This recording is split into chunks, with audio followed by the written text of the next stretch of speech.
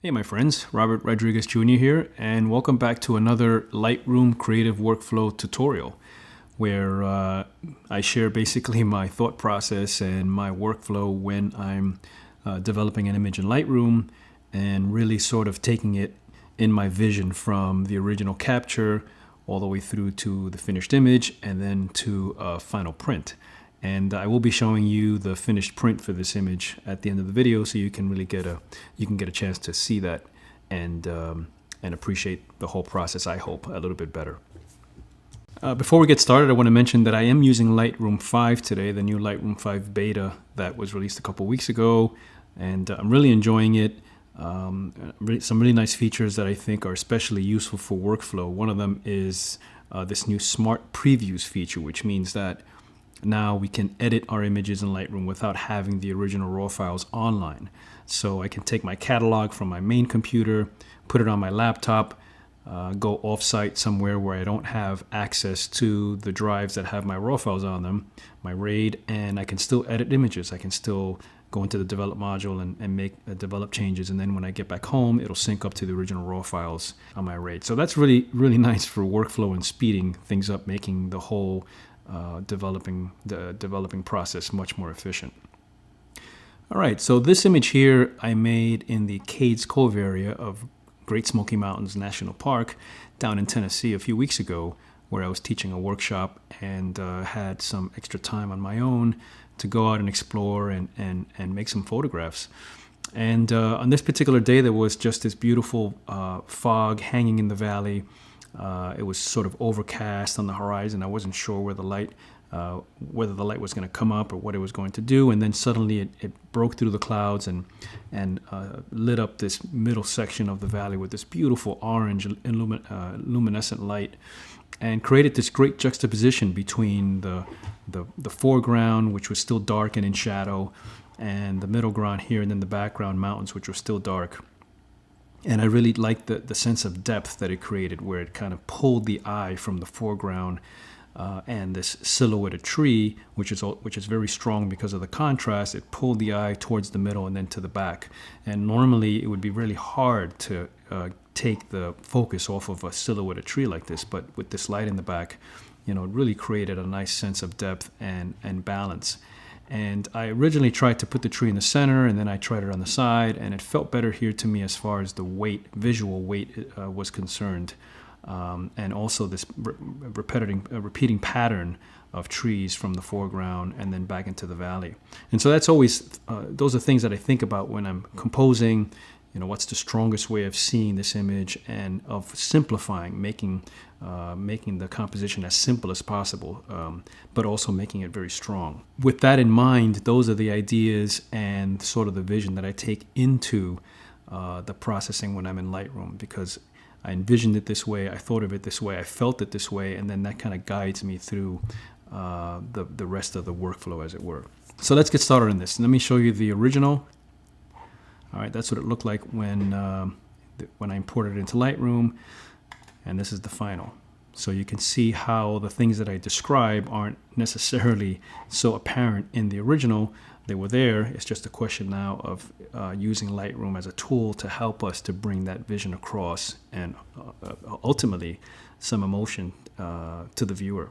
So from here, first thing I did was spot the image. I'm gonna hit Q to bring up the spotting tool, and you can see one of the new features of Lightroom 5, which is if I hit the T key for the toolbar, we have this Visualize Spots button. I press this, and you get this slider that allows us, it kind of inverts the image, and this slider, I guess, increases the strength.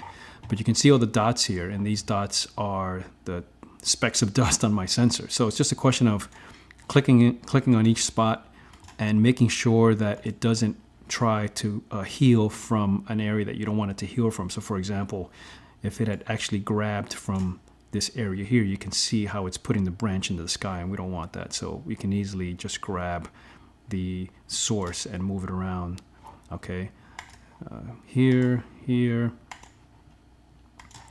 maybe one here. Okay, and I'm gonna turn this Visualize Spots off, so we can see this better. Okay, hit the Q key again to come out, and that's pretty much it. That makes the spotting in Lightroom, I think, a lot faster, a lot easier. Next thing I do is the white balance, and again, as I've said before, white balance is going to be sort of a subjective thing with an image like this where the light isn't neutral. It's definitely got color to it. It's early in the morning. We definitely want to keep that warmth in the image. For me, you know what, 5100 worked pretty well. It gave me a good balance between the warmness of the light, but also the coolness of the sky. I wanted to keep both of those things. If we go too high with the temperature, then it gets too warm and we lose the blueness. And if we go too cool, then we lose the warmness of the light. So 5100, which is where I have my camera set to most of the time, works great. Okay. Next thing I'm going to check is exposure, and on this image I came up a little bit to about 0.25 just to brighten it a bit. Okay. Contrast, I'm going to take that up to about +10, and again I'm just trying to create a little more contrast. Also keep in mind that whenever we add contrast to an image, we also add color. That saturates it a bit. So that's why I always recommend that you follow the order in which the controls are laid out in Lightroom, because if you add contrast first, then that affects how much saturation you're going to add. If you saturate first and then you add a lot of contrast, you'll wind up with more saturation than you may want. Highlights, I'm going to pull those down to -32. All right, right around there, because I wanted to try to get some more of the sky area here from blowing out or becoming too bright. My histogram looks pretty good, but again, I'm doing it from a visual standpoint. Shadows, I'm going to bump up to about +33. And again, that's to balance out. You can see when I bump the shadows up, it brings my foreground now into the composition. So with the shadows down here, it's just kind of black or kind of a dark area. But with shadows up at 33, again, you can see now how this becomes now a part of the image that draws the attention.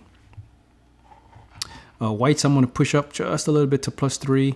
Remember, whites are the white point of the image, blacks are the black point of the image, and exposure controls more or less the brightness of the image. All right, so that's kind of it for the basic controls here. Next, we're going to go to clarity, or I should say the presence area. So clarity, I'm going to bring up to about let's say +32, and clarity is just local contrast. It gives you micro contrast, as it were, on areas of the image that have a lot of contrast to them. So for example, the branches on this tree, these trees back here, the edge of the mountain, and of course the grass here. Vibrance, I'm going to push up to about 25. And I'm just looking to bring some color into the image. Again, vibrance is a great control in Lightroom because vibrance adds saturation to things that are less saturated to begin with. So think of it sort of like an intelligent way of adding color to your image, whereas saturation just saturates everything in general. I'm going to add about +5 or +6 with the general saturation, and then I'm going to really get the color with vibrance.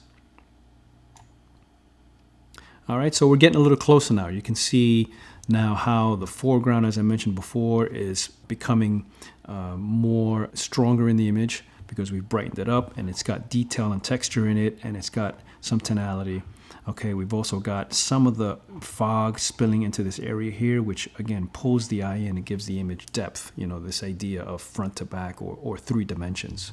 Moving on to the tone curve, I want to add a little bit more contrast, and I find that the tone curve is a little different from the contrast slider in the basic panel, whereas the contrast slider is more of an overall contrast. The tone curve gives me a little more control, allows me to use points.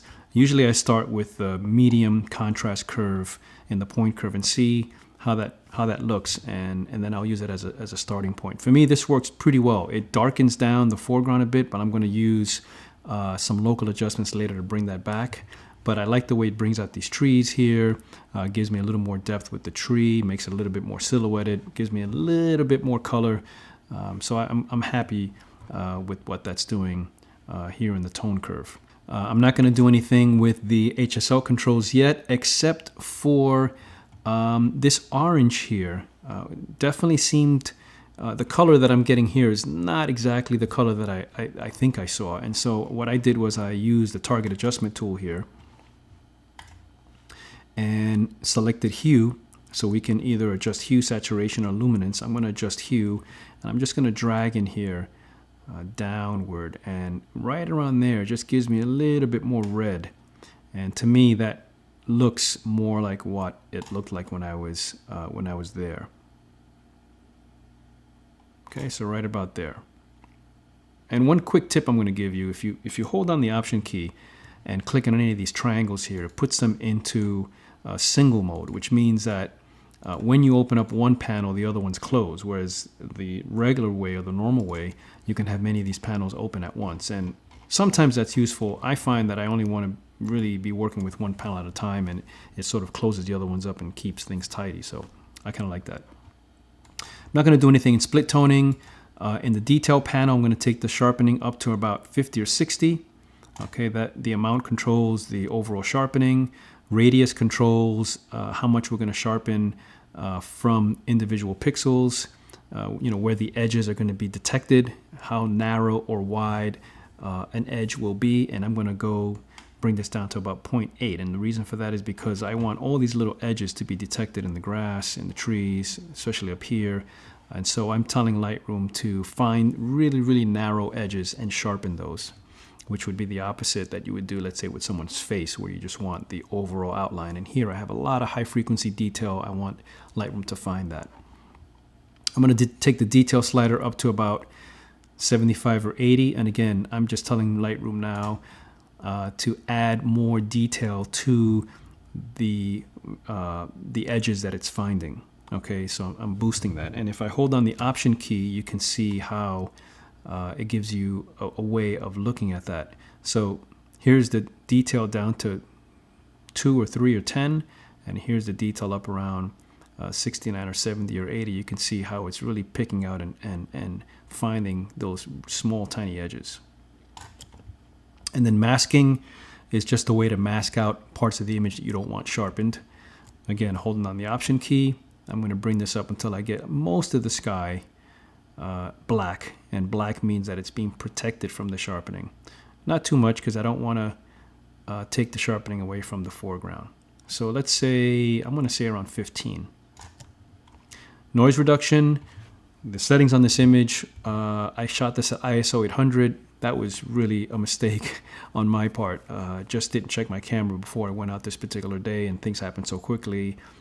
Just had enough time to put it on the tripod and take some shots. So ISO 800 is not where I would have wanted to be, but with Lightroom, we can zoom in here, okay, on an area that perhaps has a lot of noise, and you can see how Lightroom does a real nice job of cleaning that up.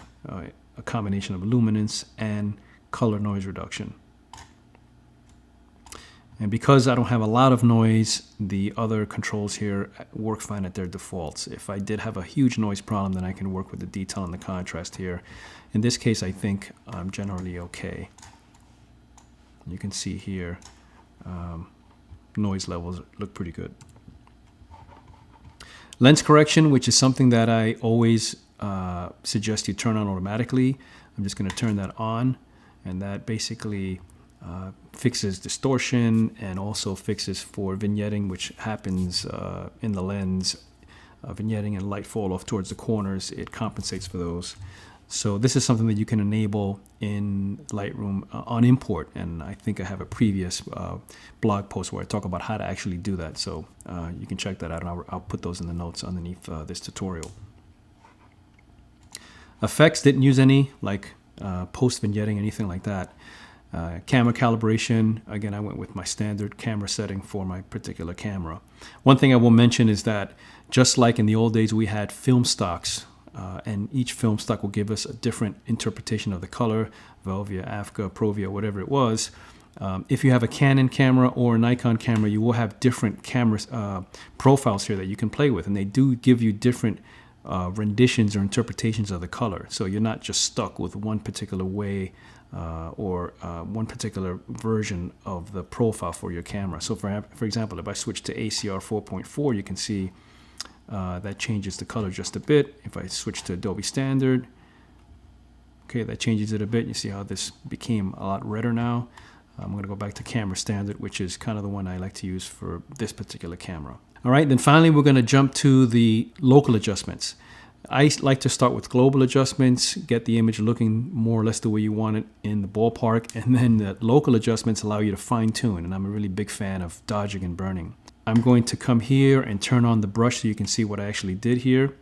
And I have one brush here, okay, that basically dodged the foreground, and it also dodged these trees in the back just to give them a little more life, a little more brightness, and make them a little more attractive in the composition, meaning giving them more attention. And then I used a couple of graduated filters. I'm going to come and turn these on, and I used one here that basically brightens up the foreground even more. So again, as I was processing the image and I got to this stage, I felt like I wanted to brighten that up some more, and I dragged up from the bottom, which means that the bottom is going to get the effect and the top is not. And I'm using an exposure setting of 0.45, so meaning I'm brightening this bottom section of the image almost a half stop. And again, remember that with the graduated filter, the width of these lines determines the transition. So in other words, if I want a very smooth transition from the effect, or in this case from the dodging or the brightening to what's not being affected, then I would make a very wide space here between these lines. And if I make a small space between these lines, then it makes a very, not abrupt necessarily in this case, but a quicker transition. I really wanted to brighten the foreground but not affect the fog here in the back too much. So that's why here's my transition. So this section here of the image is getting a half stop of overexposure, and going to the fog, this is not getting any effect at all. And then there's another graduated filter here, which you can see has a very, very wide range, or I've separated these lines a great deal to make it very smooth. And basically what I was doing here was trying to compensate for the fact that the majority of the sunlight was on the left-hand side of the image, which made this part of the image brighter. So if I deactivate this, you can see how that just darkens the left side of the image just a little bit and balances out the overall image in general. So that pretty much does it. That's the complete workflow from beginning to end. My final version of the image at this point in time. The great thing about shooting in RAW is that we can always go back and revisit images and decide we want to interpret them differently, or perhaps there's a new version of Lightroom that allows us to massage the file a little bit better. But I'm pretty happy for this right now, so let me show you what the print looks like. So here's the final print of the image, and this is printed on Canson Platine fiber rag, a beautiful fiber-based paper, which means that it doesn't have a gloss to it, but it has a very nice sheen, great Dmax, which means the amount of black that the paper can hold. So it's great contrast, great detail, great color, one of my favorite papers. And what I'm looking for in a print is, of course, first, overall tonality, that it captures the highlights and the shadows really well. Shadow detail, of course. The dark areas are still well exposed, and I can see into the details really well in the shadow areas. Contrast, of course, and then of course the detail of the print itself. So the grasses here in the foreground that I spoke about before, and all the detail in the tree here, lots of little branches here that just really come out in the print dimensionally really well. So that's basically what it looks like. I'm really happy with the way it came out. I hope the tutorial was worthwhile for you, and if you have any questions, comments, or feedback, please let me know in the comments area. Love to hear from you. I'm always happy to answer questions, and see you in the next one. Take care.